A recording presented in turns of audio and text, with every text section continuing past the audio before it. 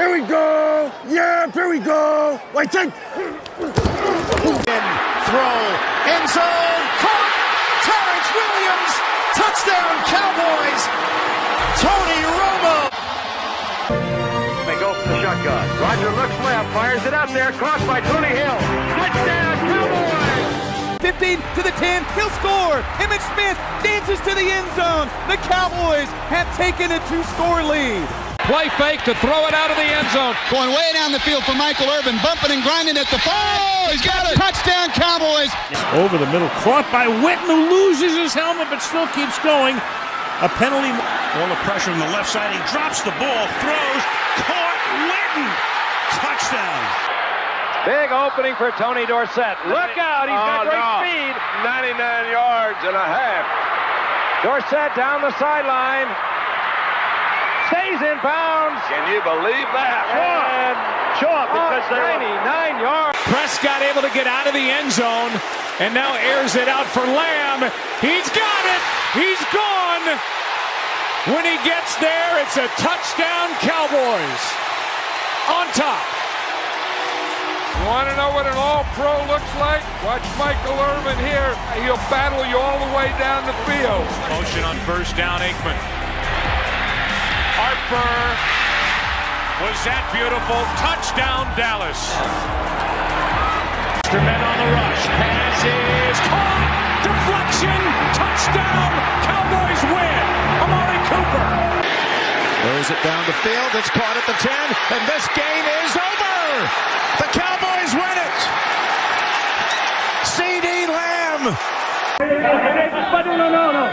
But you understand, we do have one game left to play. Hey, fantastic.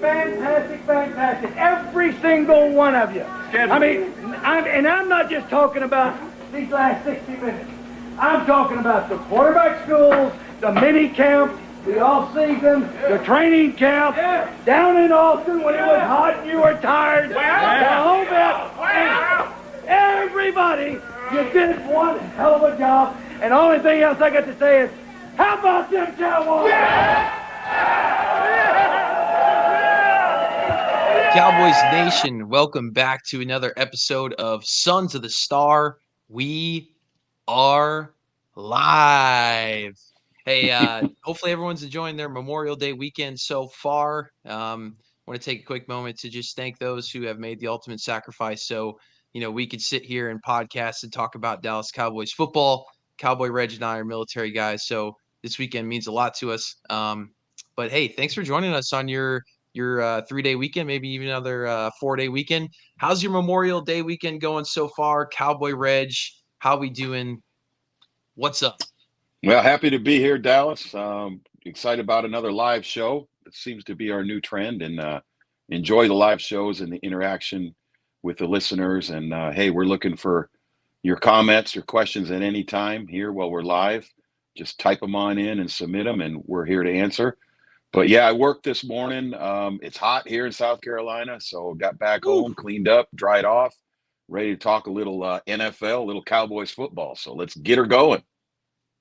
Yeah, it's hot here down in South Mississippi. We are feeling the heat. It's going to be a brutal couple months of summer before we get into that fall time and football season's back. But I saw the Cowboys are, all the clips I'm watching of OTAs so far, they're inside a lot. I know it's brutally hot in the DFW area, so at least the boys are inside and well taken care of at the Star in Frisco, Texas. So yeah, that's going to be the theme of today's episode. Like Cowboy Red Shed, if you have any questions throughout the episode today, drop them in the chat. We will. We got a question already from Lacey. But hey, yeah, Lacey. We're here to talk OTAs today. But yeah, like you said, this is off season. We have a script, but we like to keep it off script here at Sons of the Star. We like to as much fan interaction as we can during the show. So we're going to answer your questions as they come up, and if that applies to our script, then great. If it doesn't, well, our priority is on your questions. So I'll tell you right now, it's going to apply because we're going to talk about linebackers. Hint, hint. Okay. Which rookie do you feel is going to have the most first-year impact? So sounds like you want to take this one, Cowboy Reg. No, I'm excited about all the rookies, but we talked a little before the show. We might get into a little linebacker talk, and Maris Leafau, being out of Notre Dame, we've talked about before. We're both Notre Dame football guys, and we're excited about him. But even more excited is the reports coming out of the rookie minicamp and now the OTAs that he is playing extremely well. He's absorbing the information and the Zimmer defense, and he's been a standout. So, hey, the easy answer is guys like Cooper Beebe, coming in, and we're super excited about the impact he's going to make. But the reports out of these training camps so far is I'm getting excited about Leafau. Yeah, absolutely. I hate to go ditto here, but yeah, I think we're on the same page. That's okay. We can go ditto. I think if you listen to last podcast, I'm still not too high on Tyler Guyton. Obviously I hope he comes in and is fantastic, but that's going to be tough. First year rookie, potentially playing left tackle. It's going to be a tough position. But I look at the plan so far for the linebacker room, and with the Mike Zimmer defense, it looks like for most downs, most defensive snaps, we're gonna be playing a 3 linebacker set. So you have Damone Clark, you have Kendricks, and then you have potentially everyone's saying Overshown is going to be that third linebacker. But if you're going to be in 3 linebacker sets for the entire season, and those are your 3 guys where Overshown has not played a snap in the regular season NFL, and he's your third guy, then I think there's going to be a lot of rotation there, and it sounds like Leafau is going to be that guy. And you can't just roll out the same 3 linebackers every down, every play, week after week. So someone's going to have to come in, and that guy looks like it's going to be Leafau. Now, there are some other guys there. I'll kind of read through the guys we have at linebacker currently on the roster. Remember, we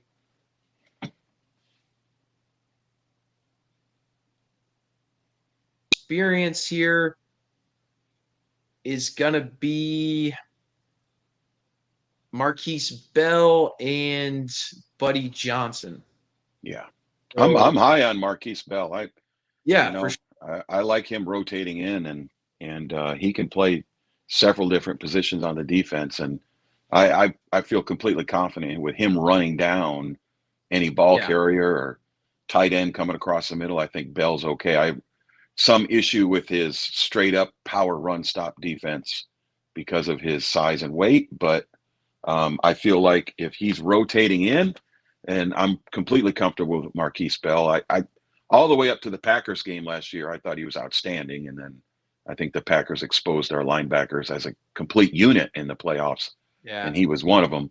But yeah, I'm good. You throw him on the list to rotate, and I won't lose any sleep. There's got to be a guys. You're gonna have to have depth. Unfortunately, guys are gonna get banged up. There's no way around it. We hope that doesn't happen.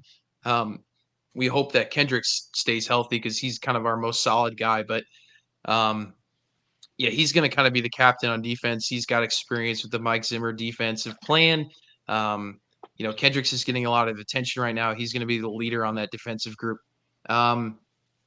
You're right. Marquise Bell could be going back to play safety. Looks like some things are going to change, but that's why I think Leafau is going to be the guy, and it's kind of like a sleeper pick there because we were all saying linebacker, but obviously, like I said in last episode, they picked Leafau before most teams would have picked him, and there was definitely guys before Leafau that we thought the Cowboys were going to go for. So I think Mike Zimmer and McCarthy and the Joneses saw something in Maris Leafau that's going to fit really well into this defense. And I don't want to be a homer here because, like Cowboy Red said, we are Notre Dame football fans as well. But I think he's going to get a significant amount of playing time. But yeah, I think Marquise Bell might go back, play some safety. We'll see how that goes. Because how about not re-signed a safety blitz? I don't know if he's going to come back. Safety blitz with Marquise Bell. I mean, I like the sounds of that. So hopefully Leafau has stepped up. All the reports are that he is stepping up, and hopefully it's enough by opening day or first game. I say opening day, I feel like we're talking about baseball, but I don't know what else to call it. Yeah. Kickoff, opening kickoff. Opening kickoff. Hopefully Leofau's up to where he needs to be, and then Marquise Bell can play safety. And, hey, all these so-called experts and keyboard warriors out there that talk about the decline of the Cowboys, you're not paying attention to our defense, because there's some signs that will point to an improvement, especially with the return of Diggs and the players drafted. And I see a message down there from Lacey again. Thanks, Lacey, for chiming in here. And she is an extremely knowledgeable Dallas Cowboys fan. She runs a strong content creator page, and she's asking. That one disappeared. We're on to the next one. But no, I got Lacey. I was throwing up more Lacey questions in here because she's asking about Nealon. So Dallas, that was going to be my number 2. What have you heard? Yeah, what have you heard about Nealon? Tell us about it. Yeah, man, I think reports have been super positive on Nealon so far.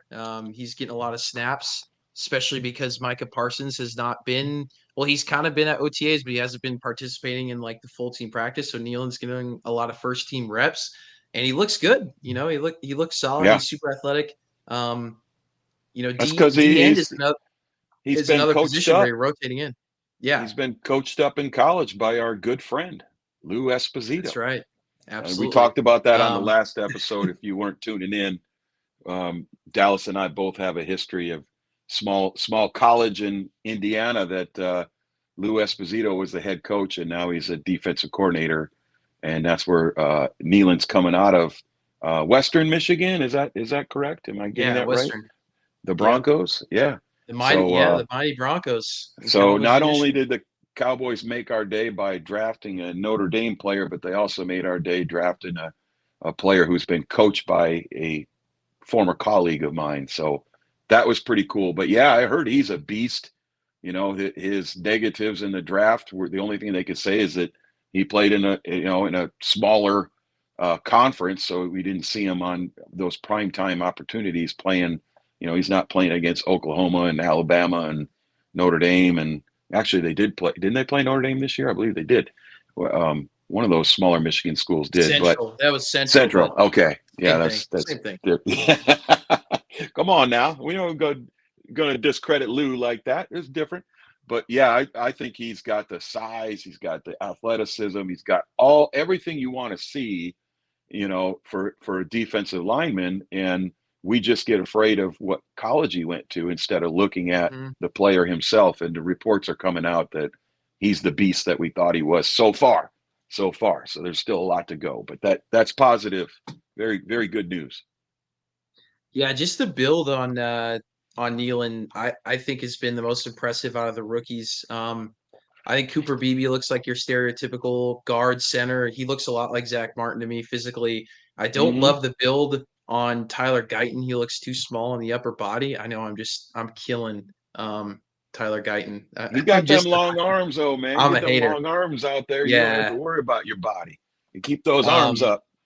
But Nealon looks like what I wish. I don't know how Micah Parsons does it. He shouldn't change. He's a fantastic edge rusher, best in the league. I don't know how he does it with his smaller size, but like Nealon is kind of what you're looking for in the modern day football because he's so fast, so athletic, has good size, good length, but isn't overly big. You can tell because those guys get tired out there. So it looks like he's got good cardio.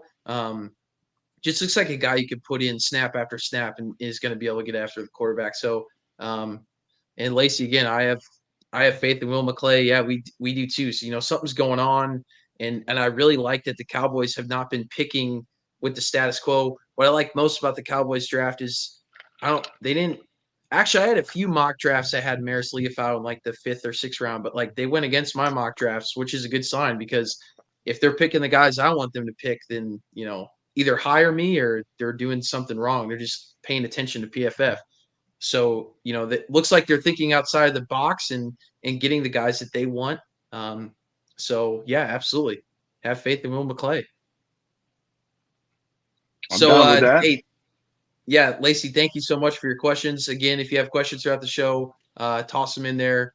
Really good content there from Lacey. We appreciate you. and right on script, like we were saying. So yeah, we got into the linebacker room a little bit. We're gonna hit it later on in the show, but OTAs are going on. That's what's going on in Cowboys world right now. OTAs stand for organized team activities. If you didn't know that, everyone throws out the term, but I thought I'd break it down for y'all. That's before mini camp, and then after mini camp, we get training camp. Am I right on that, Cowboy Reg? Yeah, I believe you are correct. Terminology. And correct me if I'm wrong, but OTAs are voluntary, or are we in the Yes, mandatory? Yeah. we So are voluntary. let's just get this out there into the sports world. The OTAs are voluntary. Therefore, anyone who is not at the OTAs is not, quote unquote, holding out. They will be holding out when they have mandatory activities and they're not there. Right now, it's voluntary. So if you're in the middle of negotiating a new contract or an extension, or you're working on some new money, the last thing you're going to do is volunteer to go out there and end up getting injured. So that's why you don't see players like CD Lamb that are looking for contracts or in the middle of negotiating contracts out there. Important to note that Dak Prescott is there, and he's always been there. Even in the middle of his contract negotiations, he feels like he's the team leader, and he's there. And as much as I've been critical of Dak and his performance in the playoffs, we got to give him his props for being that team leader and being there on a voluntary basis. I mean, it's got to be said. Everything I've said about Dak that's critical, I'll stand by that. However, his leadership, top notch leadership, and he's there, and the team needs him there. He's the leader, and he's there leading the team. You got to love that. Yeah. So like Cowboy Red said, Micah Parsons and CD Lamb are the two guys right now that have not been showing up to OTAs. I would say Parsons is in the building doing some things, just not. And he did like that playing. last year. He did that. He's Yeah, doing the same and thing he did last year, and the media is making a big deal out of it. This is what right. he did last year, and you didn't say he was holding out. Now he's doing it again, and you're talking about he's holding out. Like, everybody just slow your roll a little bit. When we get to the mandatory stuff and he's not there, then we'll use the term holdout. Right now it's voluntary. Hey, if you're out there and your boss calls you in, it calls you on the phone or texts you and says, hey, can you come do some work today? I can't pay you, but I'd like you to come in. You're probably going to say no. Now, I know the NFL is a different animal, but you have that option for OTAs. You don't have to be there. So a couple guys are working some stuff out and they're not there. Let's not panic. Now we get to the mandatory stuff and CD isn't there and Micah isn't there. You're going to see me panic like nobody else. Don't get me wrong. I'm not going to be happy about that.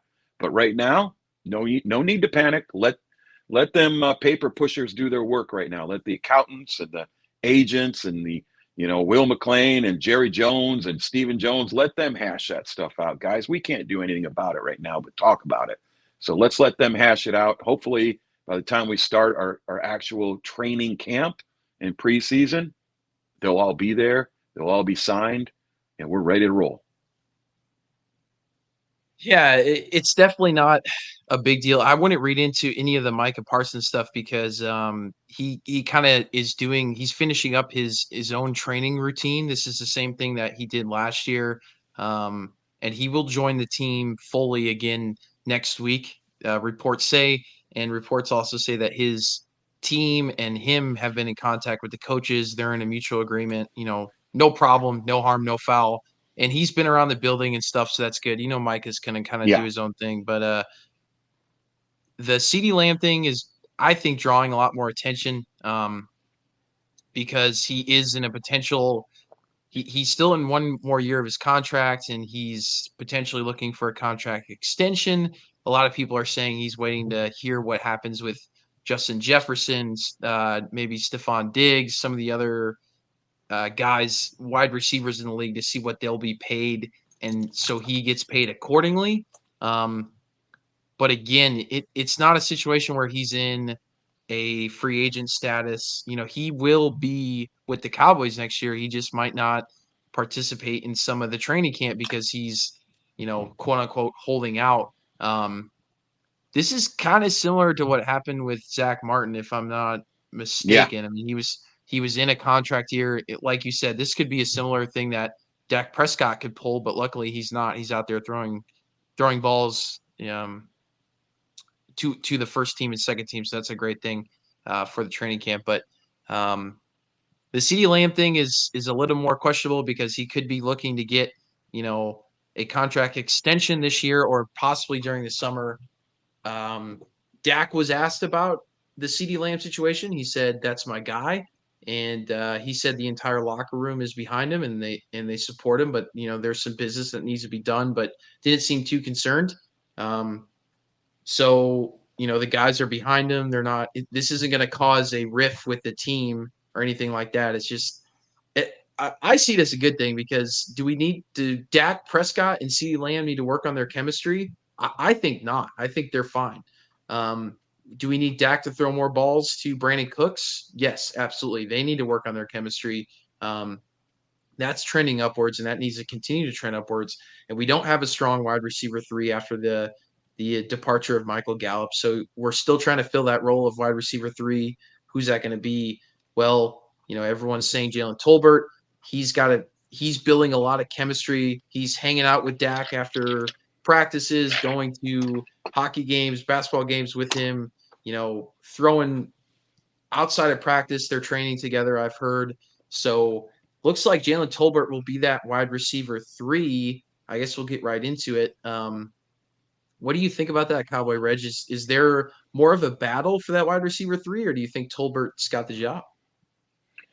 You look at the last 3 or 4 games of the year, Tolbert was actually getting more passes thrown his way than Michael Gallup. So I think this has already been in the mix. I think, if you look at it, he probably was, technically our wide receiver 3 going into the playoffs, the last few games of the year. So, I'm letting Michael Gallup go. I don't know how that turned into a story at all. People all of a sudden thought we lost something there. I mean, the guy was just non-existent throughout the season.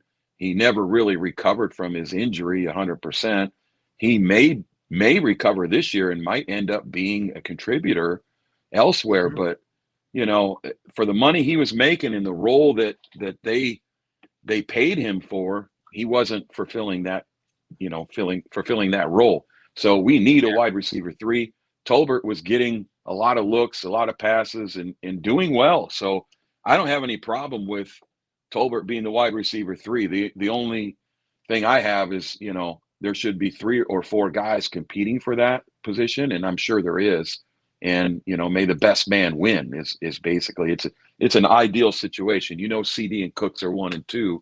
Let's let the other guys fight it out.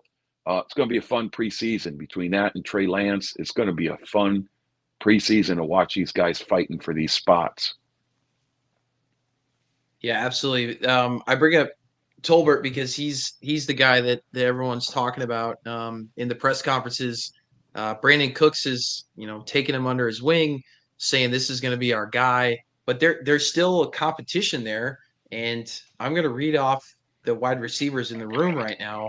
And there's a ton.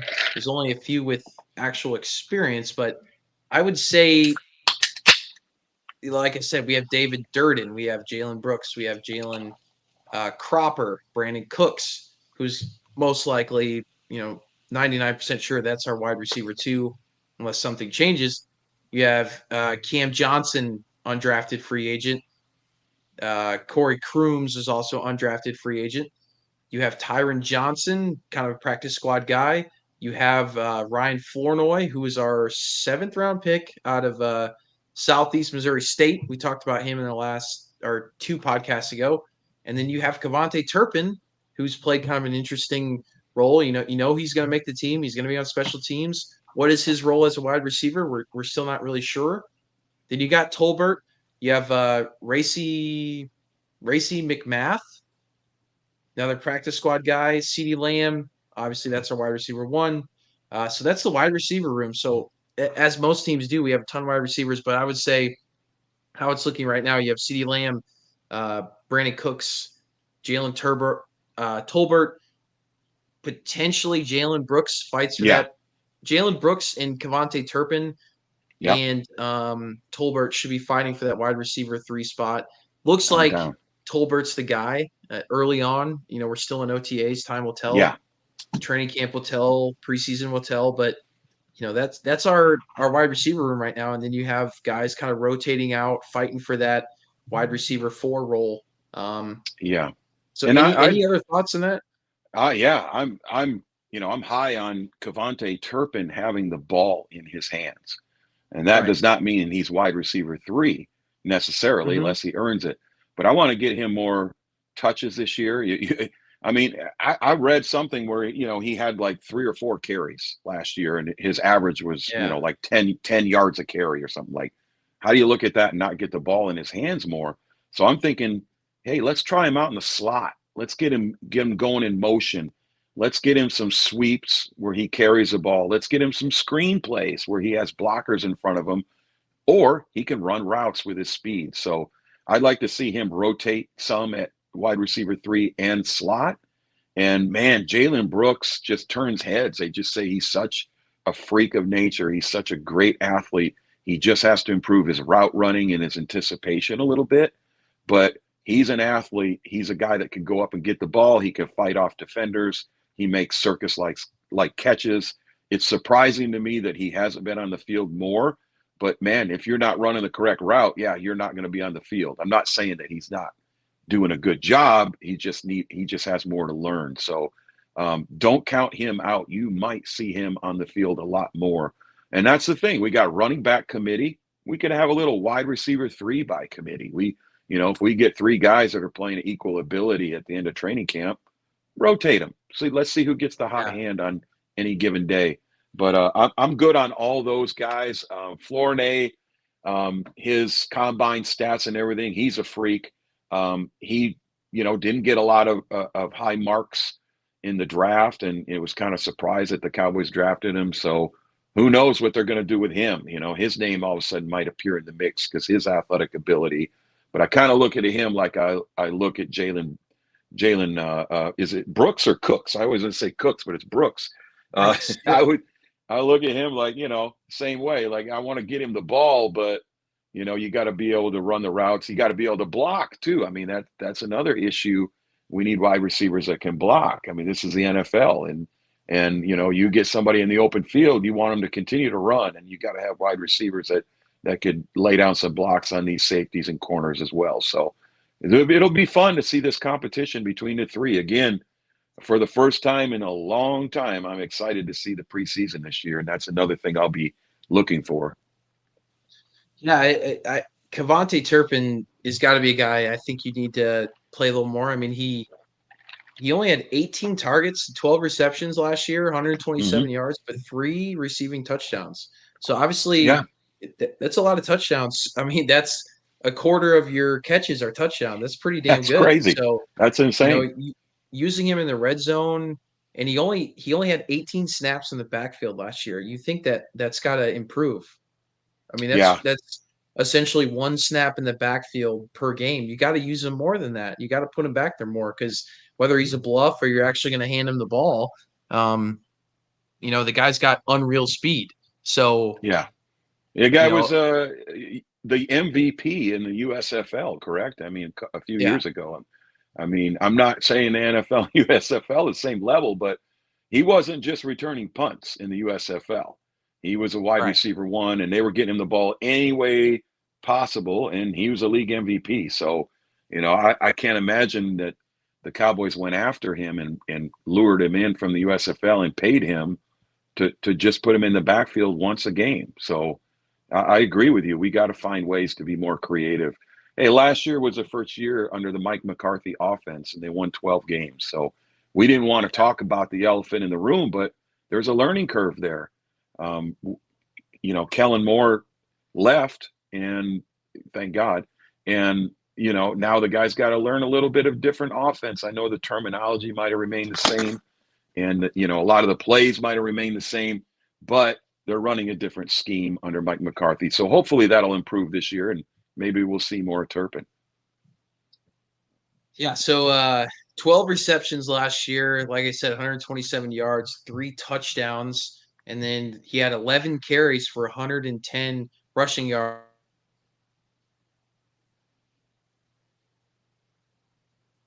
You get the ball a total of 23 times last year and score 4 times. That's pretty damn good. Yeah. And with the new rules for kick returning, we might be able to see some more kick returns this year. So hopefully he's Yeah, that's a interesting. capacity guy. That I'm hearing people say that you don't necessarily want in this new format your traditional kick returner back there returning the kick because it's a different, tight format that, players in the XFL or whatever, USFL, wherever they're using that, a lot of the players returning kicks are running backs and some receivers. So Turpin's a receiver as well. So I would assume until proven otherwise, he is our kick returner. But with this new format, they'll be trying it out in the preseason. Don't be shocked if, I'm not saying Zeke or Rico are returning kicks, but maybe one of our other running backs or, maybe a guy like Jalen Brooks, a receiver, something like that could use their athletic ability and run with the ball. Who knows what's going to happen? And if that happens, what are we doing with Cavante Turpin? Right. If we don't use him this year, and I'm not saying I've heard that we're not, but with this new format, they got to figure out what they're going to do. It doesn't necessarily mean it's going to be your traditional special teams returner. It could be a playmaker, from other parts of the team. I don't expect to see CD Lamb back there or anything like that. That'd be No, pretty I cool. wouldn't want him to. It would be pretty cool if it was, though. But yeah, I don't want him to get It'd be hurt. fun, yeah, but yeah, exactly. Turpin's a he's a Swiss Army knife, man. You can use Yeah, him for use different him. things, and you need to put him in the backfield more. You need to put him in motion in the slot, maybe on the outside sometimes. Like there's so many opportunities there for the Cowboys to use him. They just didn't take advantage of that last year, and they need to take advantage of it this year. So I think he's your wide receiver 4 on the roster, and but I expect to see him on the field quite a bit, and just as much as Tolbert. But it looks like Tolbert will be that wide receiver 3, and Turpin's got to make the team because he's your special teams guys regardless. So whether or not we have a 5th wide receiver on the roster, that's you kind of get into robbing Peter to pay Paul when it comes to the 53-man roster. But we'll kind of see. We'll kind of see what the Cowboys decide to do. But like you said, interesting times for the wide receiver room going into training camp, going into preseason. There's going to be some battles there, and I think I think that's a good thing. Good competition. Competition is good for the team. It should elevate some guys. I hope it lights a fire under guys like Brandon Cooks, Jalen Tolbert, and I hope they show up, man. Because you lose Michael Gallup. CeeDee Lamb is going to do CeeDee Lamb things. Hopefully he stays healthy. He continues to be dominant, but you got to have a dual threat. And if you can have a triple threat or a quadruple threat in the wide receiver room, that's only going to help your chances on offense. So without a blockbuster running back, I think we're expecting to get big plays out of this wide receiver room, and hopefully they show up. So we kind of touched on it earlier, but I just want to kind of bring up the linebacker room as well as the defensive line coming out of OTAs.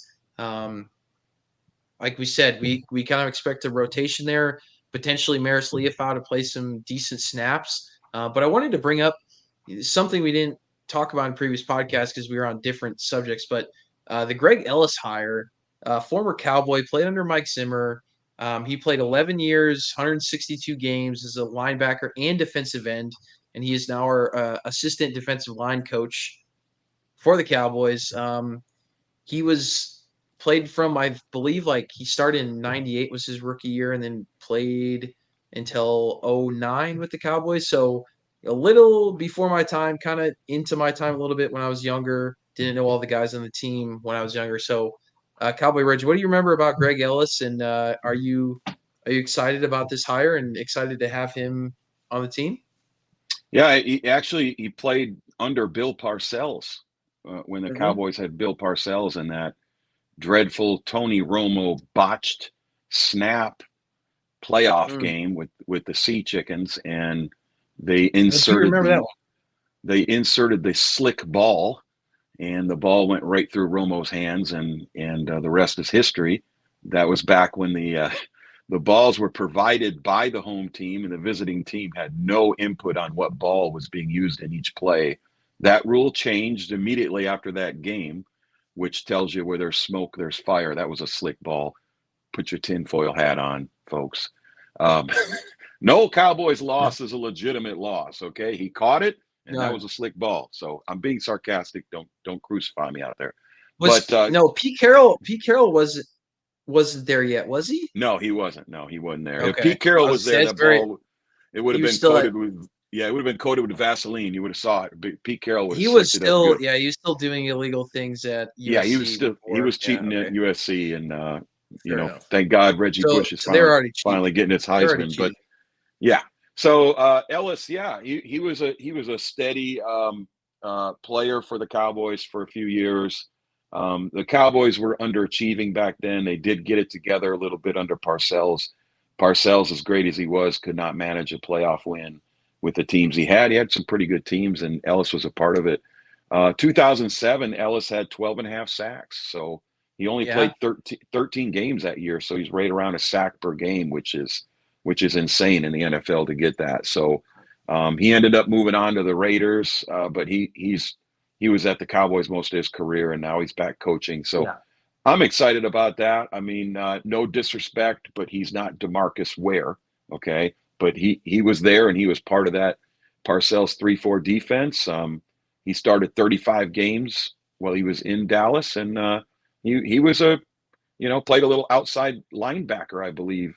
He did some edge rushing and outside linebacker. So he knows a lot about defense. He coached some college ball, and now he's coaching the NFL, and he's a Cowboy. Anytime you get a family member, the Cowboys Nation down there on the sideline, that's a good thing, right? So excited to see him back on the sideline. Hopefully he'll have an impact on a lot of these young guys coming in this year, him and Zimmer as well. Yeah, he's a Zimmer guy, Zimmer scheme guy. 2007, like you said, Cowboy Reg, he was 12 and a half sacks, comeback player of the year and a Pro Bowler. That was his best year. You mentioned something about him being a edge rusher in his career as well as playing some linebacker. So here's what I'm doing here. I'm drawing some conclusions here, and I look at that hire and I say, okay, here's a guy that might come in and mentor Micah Parsons, and I expect Micah Parsons to play some linebacker snaps this year. We talked about lacking a little bit of depth at the linebacker position, and maybe I'm reading into things here, but we've kind of talked about it in previous podcasts.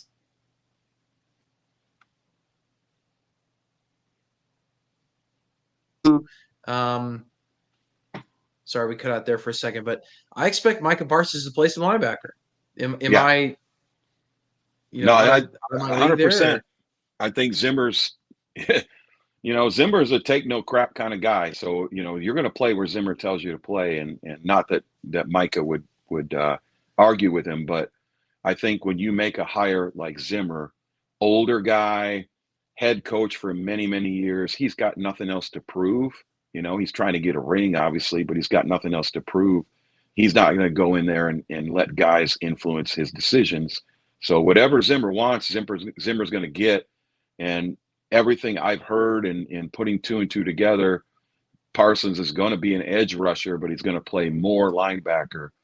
We need linebackers. We need someone to stop the rush, and we need, someone to make tackles across the middle and be a physical presence. That we had small guys out there, safeties playing linebacker basically in the playoffs last year.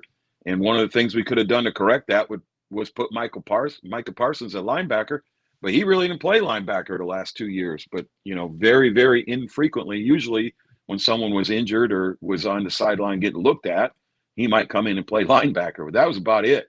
So I'm looking forward to seeing what happens. Look, we're all about the star over here. Okay. We're not about how many sacks Micah Parsons can get, how many touchdowns Dak can throw. If that's what this was about, we got rings, right?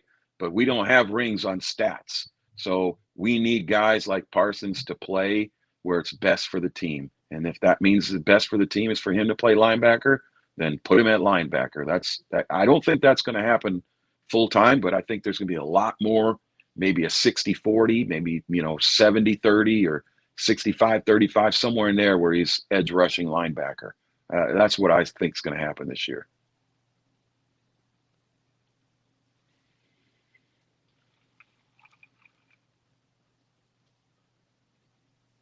Yeah, clearly, Micah Parsons playing solely as an edge rusher did not pay out, for us in big games last year. And you could get into how he was severely held throughout the year. You won't get held as much playing linebacker, Micah.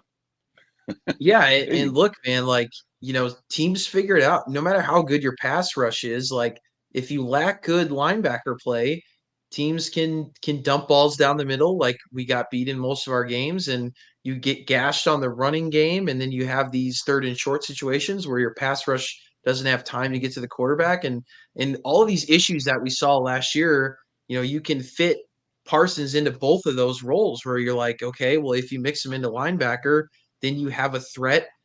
Is he going to blitz? He's also a fantastic run stopper on the edge, as we saw in a few plays last year where he broke off of his block and stopped a run, right? We called that in our first podcast ever and said we saw that in week 18 against the Washington Commanders. We need to see that out of Micah Parsons against the Green Bay Packers that we never saw because he was strictly, rushing the pass. So Mike Zimmer comes in. He's going to have an idea. I think he's got a different idea for how to use Micah Parsons. I think Micah is going to be down for it. To me, from an outsider, it looked like Parsons was getting sick of rushing the passer last year because he was getting held all the time. It's just frustrated. It's frustrating. It's a frustrating job because you're looking to make one play out of 40 snaps a game, right? You got to make one play. Whereas when you're Mike is a guy that wants to be involved in every single play. You play the linebacker position, well, you get to make more tackles. You're involved. You're making group tackles on the run game. You're blitzing every once in a while. You mix things up. I think that's more of what Micah Parsons wants to play. I'm kind of reading into things here, but I think you need to use him as a linebacker, and I don't think Dan Quinn was doing that effectively like he was doing in Micah's rookie year. And I don't understand. That was one of the things I really never understood is why do you make Parsons a sole edge rusher when he could play both positions? When you're lacking linebacker play, I just never understood that, man. Yeah, Dan Quinn's all about the turnover. Dan Quinn's all about the turnover, and if I can get edge rusher in the quarterback's face, quarterback's going to throw the ball up, and Deron Bland's going to pick it off and pick six, which is all fine and dandy. Like you said, over the course of a season, that's not going to win you the most games. You got to be consistent. You got to stop the run, and playing linebacker with his athletic ability and his ability. I mean, the guy makes tackles with his arms. I've never seen anything like it. He throws people to the ground, and he's still standing. For his size, he's a beast, and I've been watching some of his workouts, and he does a lot of MMA and things like that. I mean, he's just a beast. He's sumo wrestling. Sumo wrestling now. Yeah, I saw that clip. He's wrestling a sumo wrestler, and hey, little cross training. And the thing about never hurt anybody.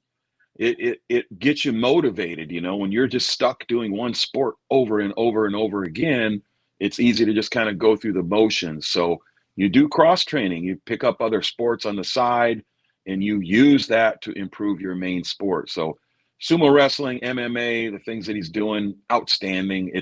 Those hand checks and all that come into play, and the MMA and all that stuff's going to help him. If you could throw a sumo wrestler around, you're going to be able to throw an offensive lineman around.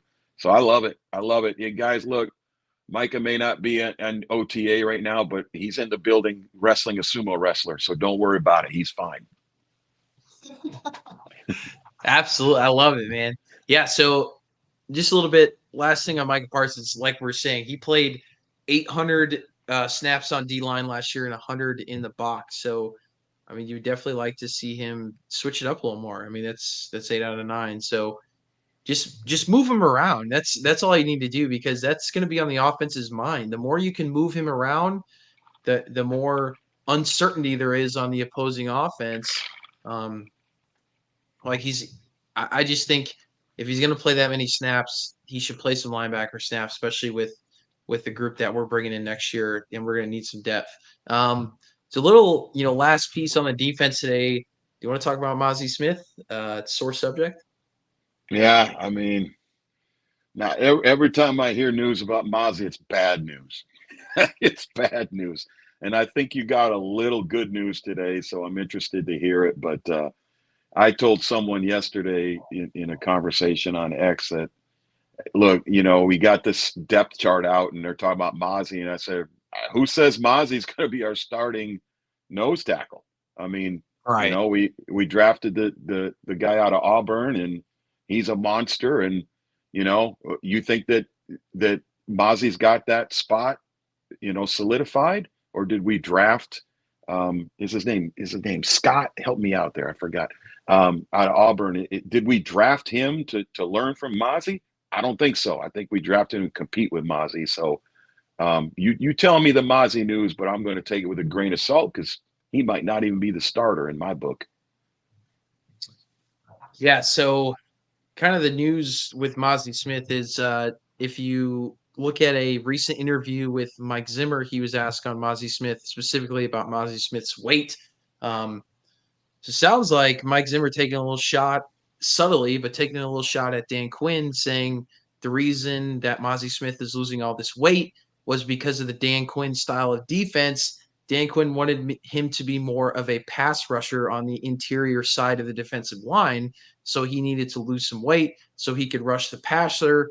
That obviously did not work at all for Mozzie Smith. He had a terrible year.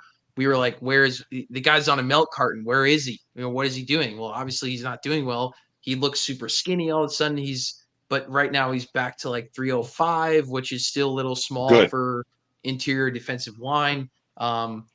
So when asked, Mike Zimmer didn't say where he wanted Mozzie Smith to be weight-wise, but you can kind of read into it, and it looks like he wants him to put on, 20 to 30 pounds and solely focus on being an interior defensive run stopper like he was at Michigan. That is why the Cowboys drafted him, in the first round. He is supposed to be a run stopper first. That's why that's what he was playing at Michigan. That's the Mozzie Smith that we need. We don't need him to rush the passer. We have DeMarcus Lawrence. We have Micah Parsons. Why the hell are you having Mozzie Smith lose all this weight to be faster, and rush the passer? If your interior guys, if you're relying on your interior guys to get sacks, you're in trouble, man. And that may be why we're having so many rush defense issues. I'm not going to blame Dan Quinn here, but hell, man, I mean, if the shoe fits, wear it. It might have been Dan Quinn's scheme and not using his guys appropriately. Well, it matches my theory, right? You slim him down, you make him faster, he breaks through and he's rushing the passer, and the passer throws the ball too early and we get a pick six. I mean, Dan Quinn's all about them turnovers, man. You ever see him dancing around in the press box? Because God forbid he be on the field, but he's dancing around in the press box every time we get a turnover. He didn't care if they stopped the run or if they stopped the team from scoring. He cared about getting those turnovers. And man, it was sweet to watch those turnovers and to see the record with Bland and everything, and the year before with Diggs. But let's get down to winning games. Hey, we got it. We got an Eagles fan that's checking in. Philly Sports Complex. Yo, what's up? What's up, Philly Sports Complex? Is Saquon hurt yet? Hit me up.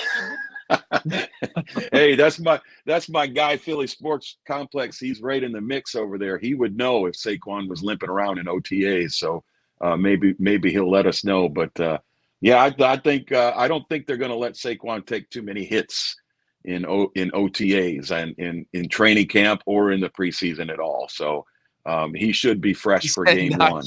Not yet. Not Classic. Yet. That's why I love Philly fans, man. I love the pessimistic attitude. Except for those Phillies, man. Those Phillies are looking like the real deal. I lived up in that area Philly's, hey man, Philly's got something cooking there. That's a good baseball team. Yeah. Shout out to Kyle Schwarber, but hopefully your Oh, football team's not beast. very good this year. But interesting. I'd be interested to hear some of the Philly buzz around Kellen Moore so far. What their thoughts are with him changing some of the offensive schemes. That would be very interesting. So I need to read more on what's going on in Philly. Ghost Warrior, what's up, man? Hey, thanks for the questions last week. It looks like Ghost Warrior is our betting guide for this upcoming season when we get into games. So we're gonna be hitting him up on these live streams to see how we can make some money. I Yeah, did where are we like putting our money down, Ghost? You got to let us know. You got to let us know where to put the money down. But I'll say it. I've said it before on here. I don't bet on the Cowboys. Yeah, I don't. I'm a superstitious man, and you know that. I feel like if I bet on the boys, then they're going to lose. So I don't. I Yeah. won't put that on them. Maybe I should. Maybe I need to place a big playoff bet if we make the playoffs next year to kind of turn things around. But as of right now, I don't put any money on my favorite teams ever. Yeah, I'm trying to think the last time. I think last year, sometimes like I just get it's not good karma. But I think the last time I bet on the Cowboys was when they were down at halftime against the Cardinals. And I'm like, dude, there's no possible. This is the only I can't believe we have plus money right now against the Cardinals. We got to hammer them. But yeah, okay, this is a good one. It depends from week to week, but can I give you my insights so far about the win total, future prop, perhaps next time? So we call it it's 10.5 for Dallas, Yeah, right? So 10.5. over 10.5. We went through the schedule. So Ghost, I know you haven't. We're putting a little pressure on you right now. You're not fully prepared, which I totally get as a gambler. But yeah, man, and if there's anyone out there that we can still talk about it, we'll talk about it week to week. If you think the Cowboys are going to win over 10.5 games, we both thought so. Ghost Warrior says over. So, hey, I think that looks good, man. No, typo. Over 10.5 wins. No, he says typo now. He's going to go under. He's going to change it on us. No, this is his most recent. He said over. Oh, 11-6. okay. No problem. Ghost Warrior said. We have All nothing right. to worry about. No worries, Ghost. I got you, brother. Thank you. Hey, he's a ghost. He can go anywhere. He can see anything. He can hear anything. He's got insight. When you're a ghost, you know things. So he says over. There it is. Yeah. Put your money down. Over. No 100%. problem. Yeah, I like Dallas Cowboys over 10.5 wins. We broke down, if you're looking from week to week, breakdowns of the Cowboys schedule. We did that last week. But, one of the – do we know your real name, Ghost Warrior? We do not, LOL. We do not know your real name. He's the ghost. He's the ghost. Hey, he's got information. Got information. We love that. Yeah, man. So 11 wins for Dallas Cowboys. I hope so. OTAs are looking good so far. Kind of everything's really positive right now at the very earliest beginning of the season. Nothing negative has quite happened yet. I don't mean to be pessimistic, but really no negative news coming out of Cowboy Nation right now. And the last kind of note I had today, and please, if you have questions in the chat, drop it because we're kind of at the end of the show today, so we'd love to answer your questions. And Ghost, again, one more time, if you're looking for betting advice, he says absolutely a good bet in his opinion about the Cowboys over 10.5 wins this year. So put those bets down early, and we'll ride it together. But speaking of money and winning money, since we can't make 50, 60 million a year to play quarterback for Dallas Cowboys. Well, Dak's not concerned with money in his most recent interview he had. I think people are looking a little too into this. My initial reaction was when I saw the headline, well, hopefully Dak takes the league minimum in his contract extension so we can get some guys. No. That ain't going to happen. That's not what he meant? Well, here he went on in the comments to say he lets other people worry about money. Right, well, exactly. His agent is paid a percentage of the contract. That's how it works. the larger the contract, the more the agent gets paid. So Dak's agent is, a guy that works hard on getting the most money. He's been successful with Dak, getting him a lot of money. Many would say overpaid, but it's market value. So if Dak said, I fired my agent and I don't play for money, then I believe that 100%. Yeah. But when he says, I don't play for money, I let others worry about that. That means that he has signed off. He has given that, what's that legal thing, the power of attorney, in a sense. He's given that power of attorney to his agent. And what is his agent going to do? Well, he'll play for $20 million. His agent doesn't want to do that. His agent wants to set himself up. He wants to set himself up. Maybe he can set himself up nicely for retirement with a nice $250 million contract that he's getting, whatever he gets, 10% or whatever, that's a lot of dosh, man. So, yeah, I'm not calling bullshit on you, Dak. I love you, and I know he's an honest dude. He does so much for charity. I believe what he said. But if you really listen to what he said, he didn't say I'm playing for free. He just said he's got other people worrying about the money. And I'm sure those other people are worried about him getting the most possible he can get in his position. That market value, little you look at what Goff just got and you say, well, that's a starting point, right? I mean, Dak's agent isn't going to say, well, Dak's below Goff, whether you believe he is or not. His agent's going in and saying Dak's better than Goff. He's, MVP runner up. So, unless we're talking about Lamar Jackson's money, I need my guy paid. I need him paid more than all these other guys. So, yeah, that was a silly story. I mean, I ran it on X myself because it's funny. It's interesting that people actually thought that, oh, that means Dak's going to take a team-friendly deal. Doesn't mean that at all. Yeah, exactly. It sounded like it at first, and we were all getting optimistic, but yeah, you hit the nail on the head there, Cowboy Reg. He said just a very political answer, typical Dak Prescott, which is a good thing. You don't want your quarterback out there saying like, oh, I should be paid this, or like, oh, obviously, I should be paid that. It's like Dak's gonna get, what the market value of a quarterback, his stature is. Could he potentially take a little pay cut in this offseason? I mean, maybe, or maybe at least sign a team friendly deal, but I don't see it happening, man. I just think a lot of people look into those comments and say, oh, Dak's like he's going to be a team guy. He's going to take a pay cut. Not necessarily. But hey, kind of what he was saying is like, he doesn't play for money. Right. But like a guy that has played as well as he has and has the stats he has should sort it out this way. Well, guy, like he said in the interview or the press conference, he said, I'm going to let the business guys make that decision based off of my performances, right? I don't focus on it, which means he's not in the room negotiating his contract, which makes total sense. That's why these guys have agents, right? But yep. I mean, man, it would be really nice the amount of money he's made, hopefully I would like him to take a team-friendly deal and take some cap space up, but it's kind of too late now. I mean, for this year, at least for next year.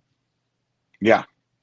Yeah. And now the Cowboys are, as an organization looking at him saying, if you're not taking that team-friendly deal and we're not paying you top dollar and you're just playing on what you got, it's do or die time. We're going to see what happens. Is he going to be able to get us further than he's got us before? And the danger there for the Cowboys, if Dak gets them to the NFC Championship or beyond, now his agent is going to say, we want record money. We want to be the top paid quarterback in the NFL. And then Jerry and Steven are going to have to open up their wallets and really sacrifice signing other free agents next year. And we don't want to go through that again. So, yeah, it's an interesting scenario. He would never agree to it, but just kind of, for a good laugh, I would say, give him a $25 million base and $10 million for every playoff game he wins. So, you want to make $65 million, you get us into the playoffs, go all the way, win the Super Bowl. There you go. There you got your money. It doesn't work that way anymore. Agents won't allow those kind of deals, but that's Yeah. that's the kind of deal where I'm saying, look, I don't care how much you get paid if you win, because we only care about one thing. We're as Cowboys fans, we care about that star on your helmet and what the final score is. We got enough guys in the Hall of Fame. We got enough guys that have all-time records.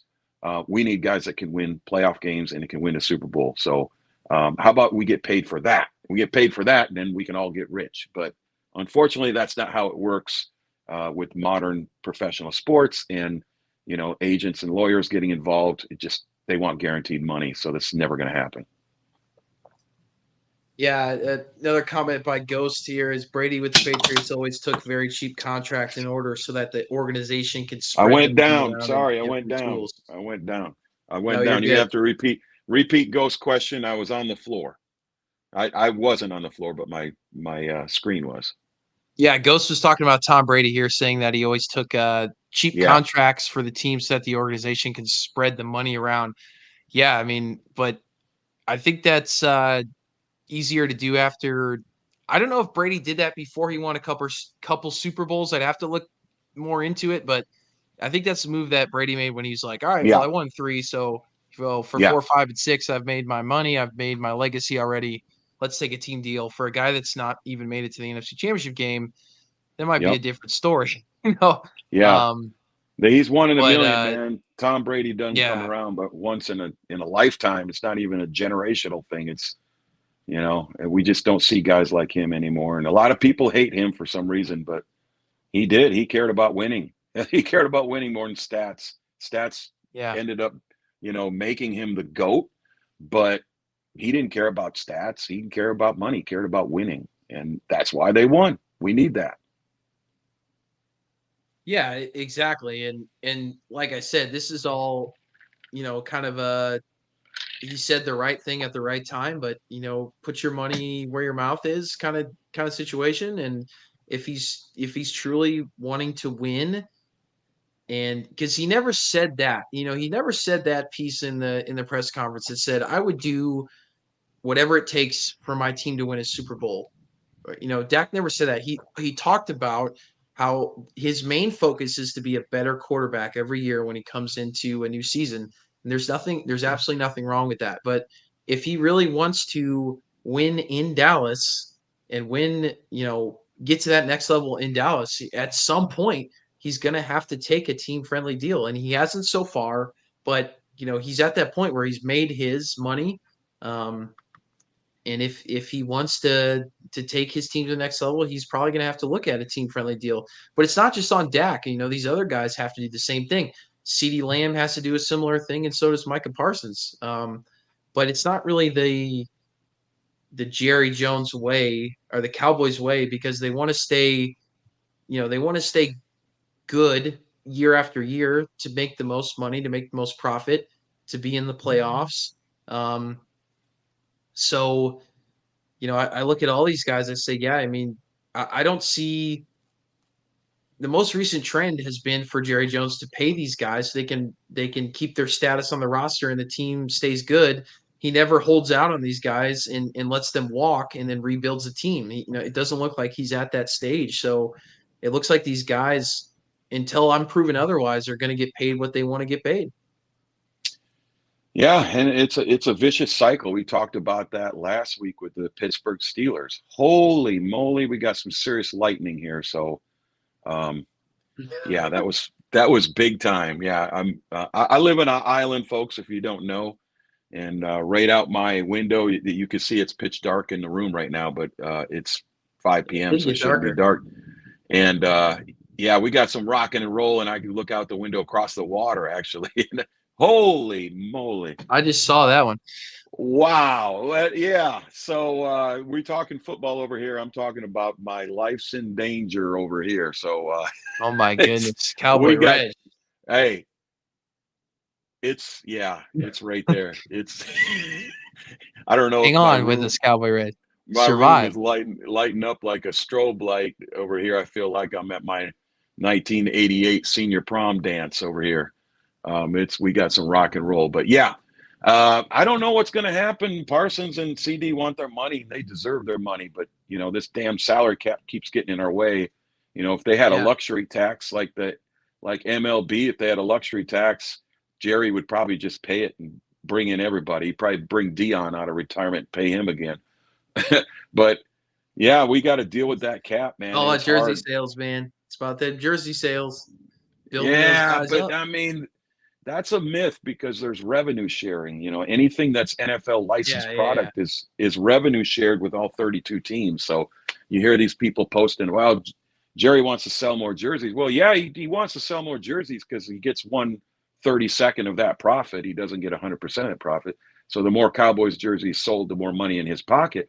But the more Eagles jerseys sold is more money in his pocket. The more Patriots jerseys sold or Bears, maybe the Bears will start selling some jerseys again over there with their new quarterback. That puts money in Jerry's pocket. It's revenue sharing in the NFL. So obviously Jerry's a big player. He's a big player in the NFL. He's one of the guys when there's an NFL meeting, he's sitting in the front of the room. He's old school. He's OG. So, he wants to make his money, no doubt. But just selling, more Micah Parsons jerseys is not going to really put a dent in his wallet at all. He's after the big picture. And Jerry's been brilliant with his stadium and bringing in acts and concerts and, NCAA sporting events and World Cup soccer and all that. That's where Jerry's making his money. It's not just on jersey sales and merchandise sales like a lot of people online think. That's a myth.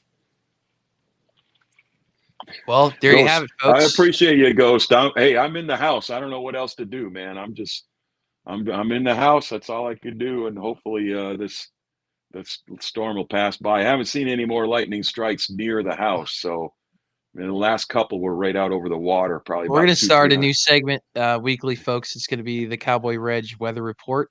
Yeah.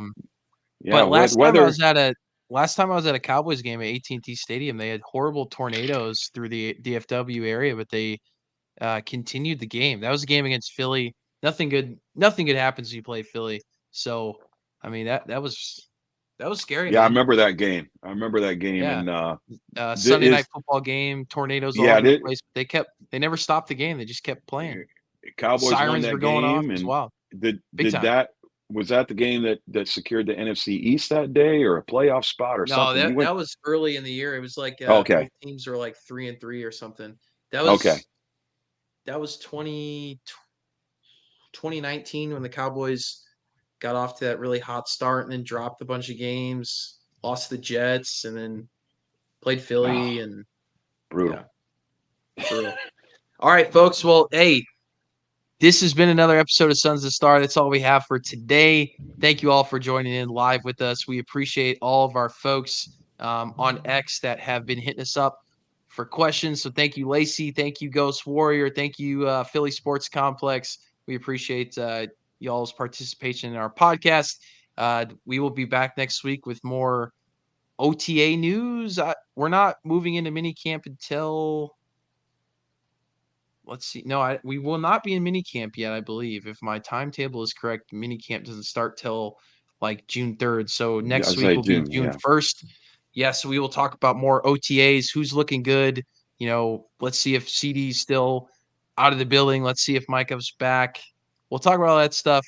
We got a lot to talk about in this offseason, although we are still a few months away from Cowboys football. But once again, this has been another episode of Sons of the Star. Enjoy your Memorial Day weekend. Hope everyone has a good one. Go Cowboys. Go Cowboys.